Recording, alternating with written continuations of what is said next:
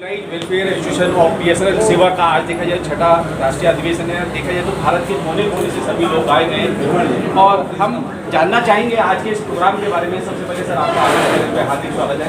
आपका नाम जानना चाहूँगा। ठीक है, पासवान जी, आज जो देखा जाए ये बीएसएनएल सेवा का जो छठा राष्ट्रीय अधिवेशन रखा गया, क्या किन मुद्दों के ऊपर चर्चा होगी, क्या बात होगी? इसमें यही बात होती जो हमारे यहाँ जो है जो SC ST एम्प्लॉय जो है एग्जीक्यूटिव है, नॉन एग्जीक्यूटिव है, इनका बहुत सारे प्रॉब्लम होता है। जैसे प्रमोशन का प्रॉब्लम होता है, ट्रांसफ़र का प्रॉब्लम होता है, NEPT सब का प्रॉब्लम होता है। इन सारी बातों पर चर्चा होगी। इन सारी बातों पर हमारे जो BSNL मैनेजमेंट के जो यहाँ पर CMD डायरेक्टर ये सब आएंगे। मैनेजमेंट के साथ के पास में जो है सारी मुद्दों को रखूँगा और उनसे आग्रह करूँगा कि जो भाई हमारी जितना भी जरूर मांगे हैं उस पर आप विचार करते हुए इनको सॉल्व करने की आप प्रयास करेंगे। और जी और आज का जो मीटिंग है, हम लोगों को 3 साल का ये टेन्योर होता है हमारे CHQ से लेकर करके SSA लेवल तक जो है से ये आपका बॉडी बना हुआ है। प्रत्येक 3 साल पर होता है। उसमें हम लोग पदाधिकारीगण को चुनते हैं 3 साल के लिए और वो सर्विंग जो हमारे एम्प्लॉयज रहते हैं वही जो है इसके मेंबर हैं, वही पदाधिकारी होते हैं।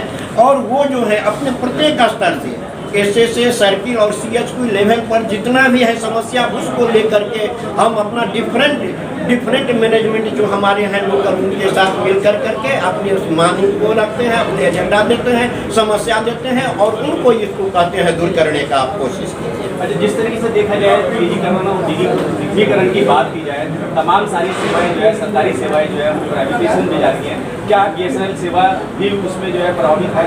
देखिए, BSNL सेवा भी उसमें प्रभावित है, लेकिन बीइंग ए यूनियन एसोसिएशन की तरफ से हम लोग हमेशा कहते हैं जो अगर कोई घाटे में चल रहा है तो उसको बेच देना ही उसका अधिकार नहीं है। तुम उसके लिए कहीं से आउटसोर्सेज कर करके जो इसको रिवाइवल करने के लिए, सर्वाइवल करने की मैनेजमेंट से आग्रह करते हैं कि जो आप कोशिश करो। ऐसा नहीं कि जो कोई बीमार पड़ गया है तो हम उसको ऐसा तो नहीं करते हैं इसको मारिए तो जो पूरा झंझट खत्म हो जाएगा। इसीलिए BSNL कठिन दौर से गुजर रहा है, लेकिन सरकार की जो पॉलिसी है उस पॉलिसी को जो है निजीकरण की तरफ जा रहा है। हम लोग जो है इसको अपोज करते हैं और मैनेजमेंट से हमेशा इस चीज़ को मांग करते हैं कि जो आप आउटसेट से करके आप कहीं से आप इसको धन इकट्ठा कर करके इसको आप बेचने की कोशिश की मत कीजिए, प्राइवेटाइजेशन की कोशिश मत कीजिए, इसको आप उत्थान करने की कोशिश कीजिए, रिवाइवल की कोशिश कीजिए। हमारे एसोसिएशन का यही। हमारे बीच में general secretary ND Ram ji भी हैं। देखा जाए तो कहीं ना कहीं BSNL कर्मचारियों के लिए आप जो है सड़कों पर हमने संघर्ष करते देखा, उनकी आवाज़ को उठाते देखा, सरकार के कानून तक आवाज़ पहुँचाने का आपने काम किया। आज छठा राष्ट्रीय अधिवेशन है, किस तरीके से मुखातिब होंगे आज कर्मचारियों के बीच में आप? सबसे पहले मैं गौतम साहब आपको और आपके जो चैनल है NPT मैं इसको धन्यवाद करता हूँ कि आप यहाँ पे आए और हमसे बात कर रहे हैं, आप बधाई के पात्र हैं। ये बिल्कुल सही बात है कि BSNL में बहुत सारी समस्याएं हैं। मैं जनरल सेक्रेटरी हूँ SC ST employee welfare association सेवा BSNL जिसको कहते हैं। अभी करीब 17,500 कर्मचारी BSNL के अंदर में सारे नॉन एग्जीक्यूटिव अभी भी BRS के बाद भी। तो एक बहुत बड़ा आप कह सकते हैं कि BSNL का जो स्ट्रेंथ है करीब 64-65 हज़ार, उसमें 1/4 हिस्सा जो हमारे SC ST का है। मतलब हम 1/4 का हकदार हैं। BSNL का जो भी चीज़ें हैं उसमें हमारा हक बनता है। तो SC ST हमेशा जो एसोसिएशन है सेवा BSNL SC ST के राइट्स के लड़ रही है। जो बाबा साहब ने जो हमें संविधान के माध्यम से जो चीज़ें हमें दिया है और उसकी रक्षा के लिए हम काम कर रहे हैं। हम कुछ अलग नहीं मांगते। हमें जो संविधान के माध्यम से बाबा साहब ने जो दिया हमें मिलता नहीं है, हम उसके लिए काम करते हैं, उसका इन्फोर्समेंट के लिए काम करते हैं, उसका इम्प्लीमेंटेशन के लिए काम करते हैं और समय समय पर हम प्रशासन से मिलते जुलते रहते हैं। हम एक तरह से 3 तरह के लड़ाई लड़ रहे हैं, 3 तरह से काम करते हैं। 13 हमारे पर बोझ है। एक तो हम अपने ऑफिस का काम करते हैं जो हमें जिम्मेवारी है, जैसे मैं AGM असिस्टेंट जनरल मैनेजर हूँ या DT डिविजनल इंजीनियर कह सकते मैं हूँ, अपने पोस्ट का काम करता हूँ। और दूसरी तरह से मैं SC ST employee welfare association का जनरल सेक्रेटरी होने के नाते पूरे ऑल ओवर इंडिया का जो हमारे इशूज़ है, ग्रीवांसेस है, कॉन्स्टिट्यूशनल राइट्स को सेफ गार्ड करने की जो बात है उस पर हम काम करते हैं। और तीसरा जो जॉइंटली जो जनरल इशूज़ हैं जनरल इश्यूज पे हम काम करते हैं। जैसे मैं आपको बता दूं कल ही हमारी यहाँ पे जो जनरल जो सभी यूनियन एसोसिएशन है, करीब 40 यूनियन एसोसिएशन है, उसका एक फॉरम बना हुआ है, AUAB कहते हैं, all India association. I am also the constituent, सेवा BSNL ऑल्सो द कॉन्स्टिट्यूएंट। कल हमारे पूरे BSNL बोर्ड ऑफ डायरेक्टर से हमारी कल मीटिंग हो रही थी, AUAB की, और उसमें अच्छा डिस्कशन हुआ। जो भी हम लोग का जो डिमांड्स है कि BSNL को कैसे रिवाइव किया जाए, BSNL को कैसे उसकी सेहत को ठीक किया जाए, कुछ कमियां हैं उसको कैसे दूर किया जाए, हम क्या कर रहे हैं और मैनेजमेंट क्या कर रही है, हमें क्या करना चाहिए, हम तो कर रहे हैं, लेकिन मैनेजमेंट को क्या करना चाहिए। तो हमारा ये मानना है कि जब मैनेजमेंट और यूनियन एसोसिएशन के लोग एनडी राम जी अभी जब काम करेंगे, मिलके काम करेंगे और दोनों मिलके जब हम सरकार से हम बातें करेंगे, तो मैं समझता हूँ कि हम अब सारी डिमांड हमें पूरा करने में हम सक्षम होंगे, ये मेरा मानना है। एनडी राम जी, अभी कुछ दिन पहले आप रिजर्वेशन प्रमोशन को लेके दूसरा नंबर था आपका सुप्रीम कोर्ट में, आपने PIL लगाई थी, उस PIL पे कितनी गौर की गई है, कितना विचाराधीन है वो?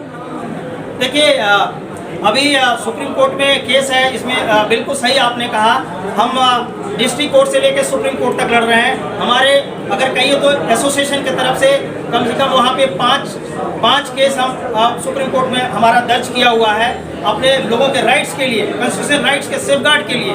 ये सभी लोगों को पता नहीं है, लेकिन मैं ये कहना चाहता हूँ कि सुप्रीम कोर्ट का अंदर सेवा BSNL के नाम से 5 केस वहाँ पे हमारा फाइल किया हुआ है।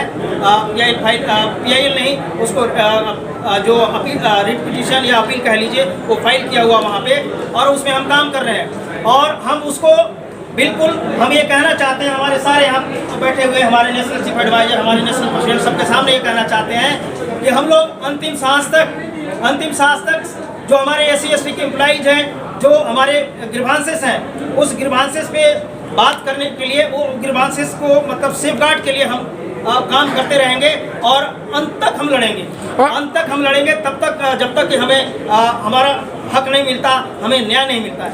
अभी सुप्रीम कोर्ट ने जिस तरीके से 178 पेज का जो जजमेंट दिया था, उसमें सुप्रीम कोर्ट रिजर्वेशन प्रमोशन पर घुमाने की बात कर रहा है। अभी तक जो निर्णय लेना चाहिए था वो निर्णय नहीं लिए गए हैं। देखिए ये बहुत ही पेचीदा ये सवाल है। वैसे मैं ये कहता हूँ, हम माननीय न्यायालय का पूरा सम्मान करते हैं, तहे दिल से सम्मान करते हैं, हमारे सारे लोग सम्मान करते हैं, लेकिन कहीं ना कहीं जो व्यवस्था है, उस व्यवस्था में कमी है।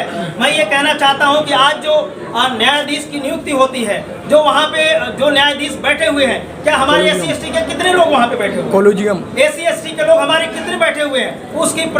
उसकी जो प्रक्रिया क्या है, जो बहाली का अपॉइंटमेंट का प्रक्रिया क्या है, जो अभी तक होते आया है, सबको पता है कि कॉलेजियन सिस्टम लागू है। कॉलेजियन सिस्टम में क्या होता है कि 100-200 जो खानदान के, जो पीढ़ी के, जनरेशन के लोग हैं, वही उसमें काम कर रहे हैं, लेकिन हमारा आदमी वहाँ पे नहीं है, हमारे आदमी का रिप्रेजेंटेशन नहीं है। जब हमारा रिप्रेजेंटेशन ही नहीं है, जो SC/ST का हमारे वहाँ पे जजेस नहीं है, OBC के जजेस नहीं है, अगर नहीं है तो हम उसमें एक्सपेक्ट कर सकते हैं कि हमें न्याय मिलेगा। तो मैं तो सरकार से, हम पूरे एसोसिएशन की तरफ से हम डिमांड करना चाहते हैं, एसोसिएशन ही नहीं, मैं पूरे भारत देश के जितने भी SC/ST लोग हैं, उनके तरफ से हम यह आह्वान करते हैं, हम रिक्वेस्ट करते हैं, सरकार को हाथ जोड़ के हम विनती करते हैं कि ये कॉलेजियन सिस्टम को बंद किया जाए और वहाँ पे भी रिजर्वेशन लागू किया जाए, वहाँ पे भी जो है कमीशन के माध्यम से और जज उसकी नियुक्ति किया जाए, और इस तरह से सबको न्याय मिलेगा।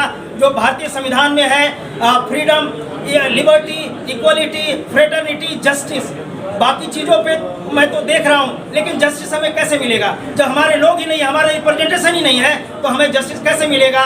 अगर मिलेगा भी तो कहीं ना कहीं उसमें कमी रह जाएगी। तो यही मैं कहना चाहता हूँ। अच्छा, देखा जाए तो अगर जिस तरीके से निजीकरण का मामला चल रहा है, अगर सरकार की जो है BSNL सेवा पे आती है, तो कितने कर्मचारी इससे प्रभावित होंगे और क्या कदम होगा? देखिए, पहली बात तो प्राइवेटाइजेशन का हम पुरजोर विरोध करेंगे, उसको ईंट से ईंट बजा के विरोध करेंगे, और हम ही नहीं करेंगे, जितने भी 40 यूनियन एसोसिएशन है, AUAB है, AUAB के माध्यम से हम विरोध कर रहे हैं, विरोध करेंगे, इसको प्राइवेटाइज किसी भी हाल पे नहीं होने देंगे। मैं सारे लोगों के सामने ये कहना चाहता हूँ कि BSNL को प्राइवेटाइज बिल्कुल नहीं होने देंगे। Press the bell icon on the YouTube app and never miss another update.